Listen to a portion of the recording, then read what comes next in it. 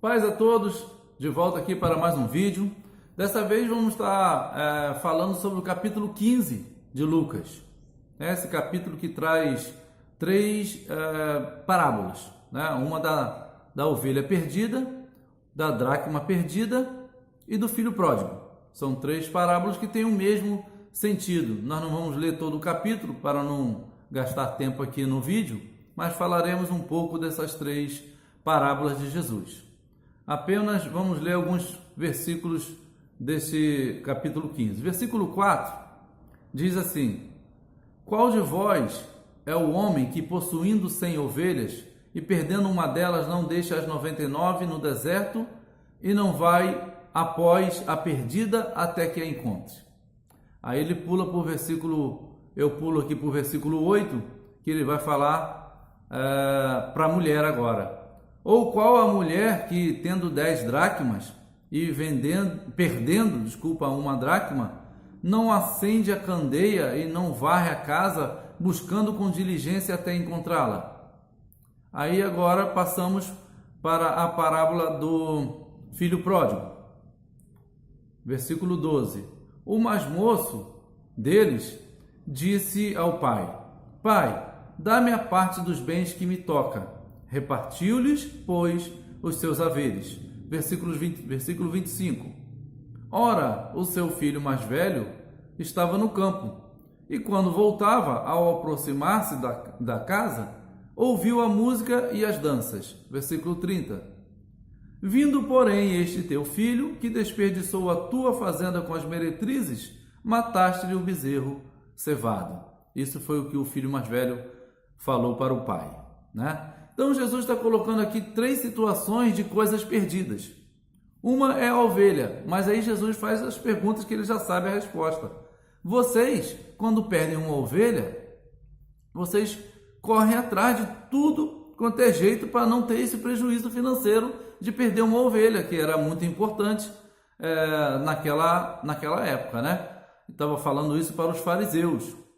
E aí ele também diz que uma mulher, quando perde uma dracma, que uma dracma era uma moeda grega, que também estava vigente no Império Romano, ela tinha o valor financeiro ali perto de um denário, que era o salário de um dia de trabalho. O denário era romano, a dracma era grega. E a mulher também usava essas moedas como enfeite, né, como casamento, né? Aqui usava na cabeça aqui como enfeite, como um dote de casamento. Então era uma vergonha para a mulher perder um desses enfeites, não só no sentido financeiro, mas no sentido também simbólico, né? Como se fosse hoje que um noivo deixa uma aliança com a noiva e ela de repente perde a aliança, né? Então é uma coisa um pouco constrangedora, muito para a época então.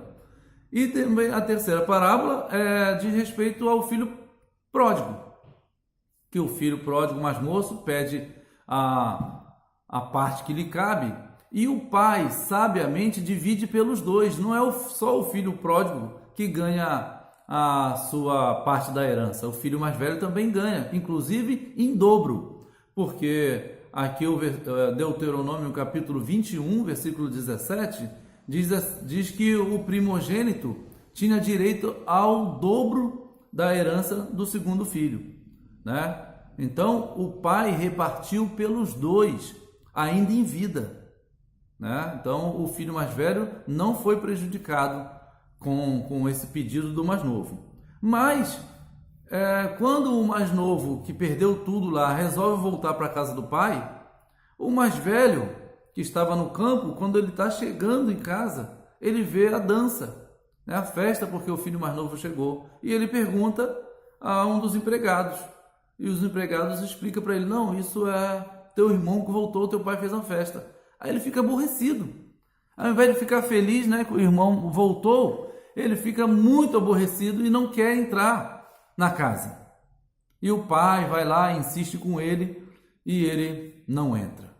Então, irmão, Jesus está ensinando aqui que às vezes o ser humano ele tem muito mais cuidado, dá muito mais valor ao que ele vai perder financeiramente, tal como uma ovelha, ou moralmente, tal como a dracma, do que um ser humano mesmo que está perdido, né? Às vezes a gente deve buscar mais o ser humano, dar mais valor ao ser humano e dar muito mais valor às coisas, né? E isso denotava aqui a hipocrisia dos fariseus, né? Jesus estava apontando para eles a sua hipocrisia, porque até no sábado, que era dia de descanso, se uma ovelha caísse num lamaçal, num buraco, alguma coisa assim, que não pudesse sair sozinha, e eles não poderiam fazer esforço naquele sábado para tirar sua ovelha, mas eles quebravam o sábado para não ter o prejuízo da ovelha.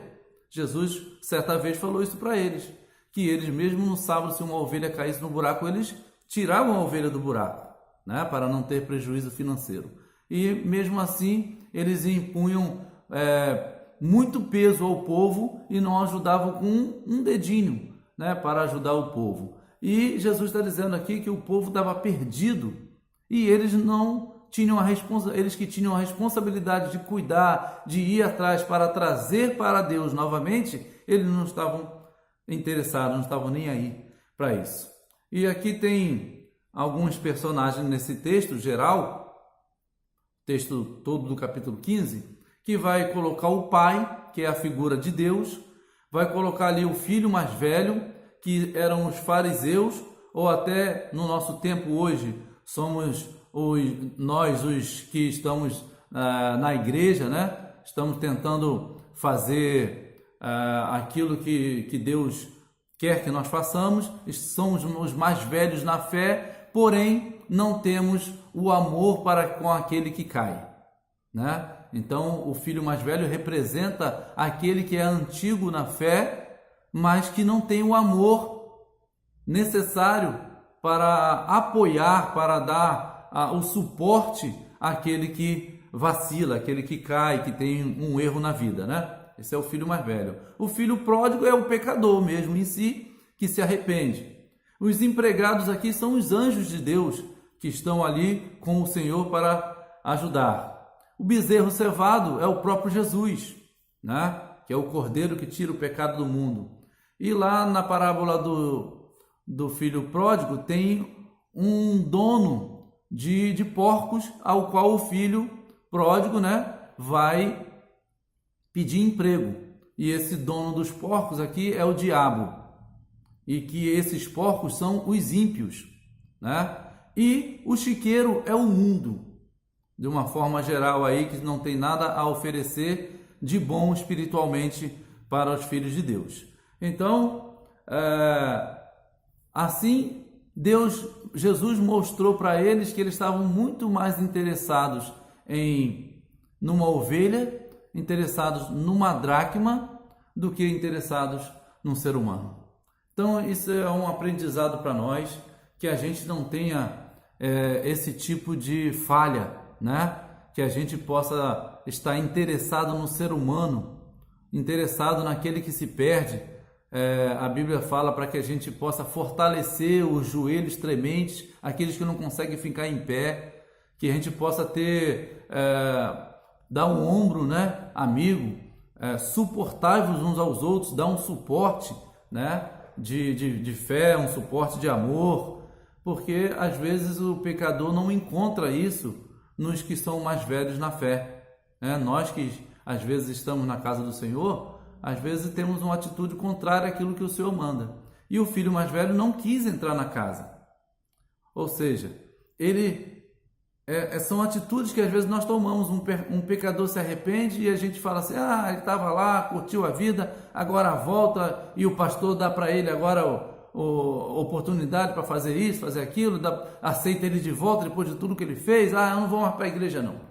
É isso que às vezes nós fazemos, tal como o filho mais velho. Trabalhamos na casa, ele estava no campo, né? Então ele trabalha para o pai, que é Deus aqui, ele trabalha, faz tudo que a casa do pai precisa fazer, ajeita a casa do pai, deixa a casa do pai um brinco, mas não faz o que o pai verdadeiramente ensinou para ele, que era amar o seu irmão. Qual pai que não tem mais de um filho que o que mais o agrada é ver um irmão tratando bem o outro irmão. Então aqui, diretamente nessa parábola, Jesus está dizendo que os judeus, os fariseus, são os filhos mais velhos, né? E os pecadores ou até os gentios é o filho mais novo, na qual os judeus tinham desprezo, não tinham aquele amor na qual o Pai, que é Deus, ensinou para eles. Então eles estavam no templo todos os dias, cuidando das coisas do templo, trabalhando no templo, que aqui significa o campo, e também a casa de Deus, mas também na hora que o filho mais novo se arrepende e quer voltar para a casa do pai, para junto do pai, o pai, que é Deus amoroso, o aceita, que é assim que Deus faz conosco, mas às vezes o filho mais velho não tem a mesma atitude. Então que a gente aprenda com essa parábola, né? Que o que Deus está interessado é que a gente seja imitador dele, aceitar e mudar, dar uma roupa nova àquele que se arrependeu. Roupa é sinal de roupa nova, limpa, é sinal de pureza espiritual. Aliança no dedo, renovou a aliança com o Senhor. Sapato nos pés, sandálias, é para uma nova caminhada. Então que a gente aprenda, né? Que a gente tenha esse aprendizado com Jesus através dessas parábolas. Vamos valorizar mais o ser humano e menos as coisas, né? Amém? Que Deus possa nos abençoar, que a gente possa ter aprendido mais um pouco com a palavra do Senhor. A paz.